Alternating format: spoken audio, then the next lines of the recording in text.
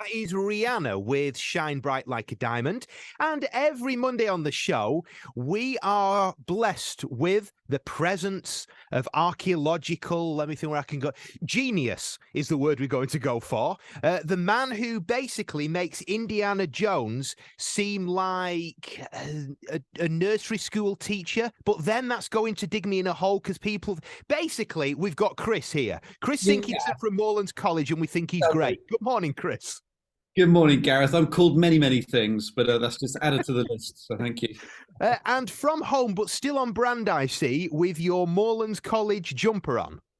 Yeah, those watching later on video will notice that I take a high risk with this because they offer a black one, a teal one, and a white one, and I went with the white one, which is high risk, right? So it generally doesn't survive more than one day before it needs to go in the wash. So, Chris joins us, as we said, every Monday, and it's a real educational journey for us because he teaches us about artifacts, many of which he was actually there when the originals were created, funnily enough. And he talks us through them, and again, you'll be able to see this later on our video, but I'll try my very, very best to describe and explain what's going on. So, Chris, what have you got for us this morning? Well, Gareth, you've made me think that I should offer myself as an archaeological artifact, but I don't want to hear your description of me. So let's not Well, do. it would be dashingly handsome and very well educated. How does that You're sound? looking in a mirror. Hey, what I was going to do today, I'm going to show you something, and I think you'll guess what it is pretty well straight away. But as people are not actually able to see it until the video goes out, it'd just be interesting if Gareth, if you can describe this item and see if the listeners can guess what it is from your description, but don't just say what it is because I think you all know Okay. what it is, okay? Right. And Okay. just how you describe it and whether that'll give it away to the listeners. Okay. So, Chris is holding up something actually. Now, this is interesting because I know that this is Chris's own one. Because once when we did a pre-recorded version, he exchanged what he's holding up for the clock, so people didn't know that it was pre-recorded. But this here without giving too much away, we've got one stick in the center, and then we've got the top. Let me count them. 1, 2, 3, 4, 5, 6, 7. So it's like a branch. So one branch goes out to 7 branches. And it's something that I know that Chris puts over the fireplace, but that's got nothing to do with the purpose of this. It's just a handy place to put it. It looks like it's made of brass. Is that right, Chris? Yep. And that's all I'm going to give away at the moment, because if I give away too much, then you will know exactly what we're talking about. So one branch going off into 7, and it's something that you would have maybe on a shelf, maybe over a fireplace. It's a decorative thing, but the original one probably wouldn't have been decorative. It would have been used for something. You see, it is hard to not give too much away here, but what we would love you to do now is to get in touch with us and tell us what you think it is. Okay, so that WhatsApp number is 0161 511 9555. 0161 511 9555. But you best be quick, because in just a moment, Chris will be telling us exactly what he's holding up.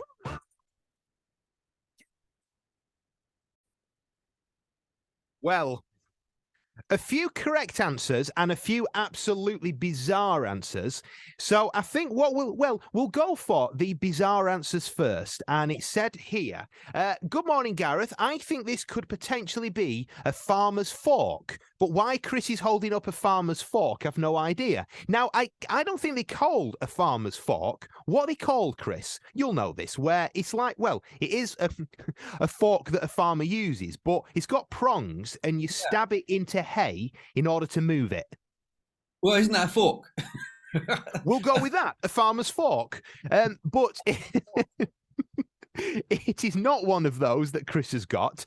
And we've also got Val in Birmingham, who said, is it, here we go again, is it something that a giant would use to eat his tea?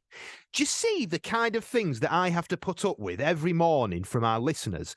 But we've also had a few people getting it right. And it says here, is it a menorah? one of those 7-branch candlesticks. And I think we're going to have a nod from Chris on this. Certainly, yeah, and you gave a great description. I wondered about not letting you use a number actually when you described it, because I reckon for some listeners the number 7 will give it away. If you've seen one of these menorahs before, a menorah is like a candlestick, really, and this is part of Jewish tradition. They had these. The first was made back at the time of the Exodus under Moses, and they would have had this in the tabernacle, then in the temple, large, much larger. Okay, now today menorahs are everywhere because it's a really important symbol for the Jewish people, and yet it's basically a candlestick. If you ever buy a menorah, always try and get one that looks like plants, like branches, because it's supposed to have like leaves on it, and it's like buds as well. And it's probably the symbolism of the 7 branches with leaves on is a bit like a burning plant, like Moses saw in the desert. He saw a plant that was on fire and it didn't burn up, and the light of this menorah is like a burning tree, a light from a tree that doesn't go out, it stays alit. You sometimes you'll see ones with more branches than 7, because they do them with pilot lights on the ends as well, so you can actually have extra candles on either end. But I find a menorah beautiful, and it's a real symbol of the Jewish tradition, and they've kept these for thousands of years. So today, well, not today, but coming up now at the Passover meals that Jewish people will celebrate, there'll be menorahs on tables up and down our land as the Jewish people remember the Exodus from Egypt. Now, archaeology is what I want to talk about, and menorah appears in lots of archaeological discoveries, artifacts, and so on. There have been images of the menorah that have appeared. It's been inscribed on coins, on walls, on tombs, going right on back over thousands of years. Now, what happened to the menorah in the temple? Okay, so King Herod had a massive temple. There would have once been the Ark of the Covenant there, but we think that had gone long before. But they had a huge menorah, an enormous one, standing up, overlaid with gold, and that would have been in the temple. Now, where did the temple furnishings go, and where is the original temple? Well, the nearest thing we've got archaeologically to see, I'm going to show you right now, and it's this beautiful, beautiful inscription. This is from Rome, and it's called the Titus Triumphal Arch in Rome. It's from the 1st century. It was inscribed in about 81 AD, so near 2,000 years ago. And you can still see it today in Rome.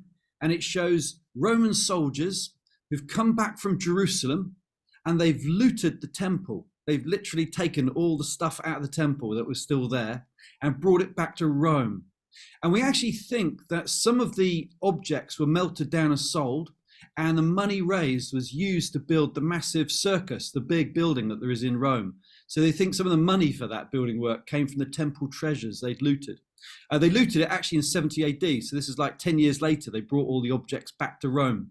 So if you look on this inscription, beautiful imagery here, and you've got the menorah right in the middle. There it is, the 7 branches of this huge candle, and they're Roman soldiers carrying it, and they've got other stuff from the temple as well, actually. There's a trumpet, and there's what they called a table of showbread, which they used as well in the temple. So all of this stuff from the temple, we actually have an image of it from 2,000 years ago that our friends the Romans carved into this arch in Rome, and it's still there to this day. It would have once been painted as well, by the way. They found, archaeologists checking very, very closely, have found traces of paint. So the menorah would have been painted yellow to look gold, and the background would have been blue. So it would have really popped out, it really stood out if you were there in Rome 2,000 years ago looking at this inscription. So that's the Titus Arch, and that's our last glimpse of the menorah in the temple before the Romans stole it. Do you know, absolutely riveting stuff, this. I love this feature because I and all the listeners, we learn so much. Now, I remember at school time, a menorah, and we were learning all about it. But I wish you'd have been the one teaching me at the time, Chris, because that just sunk in so well. And I know that a lot of listeners will have been educated this morning. So thank you very much. And talking about education, if you would like to sign up for a course and have Chris, the Chris off the radio and TV, as your tutor, then you need to go to the Moorlands website and you can find out everything you need to. If you just want to get in touch with them and find out about the courses that they offer, then the website is moorlands.ac.uk. Well, Chris, always a pleasure. Thank you very much, and we'll have you back on again next week. Great. Thanks, Gareth. See you next week. Thanks.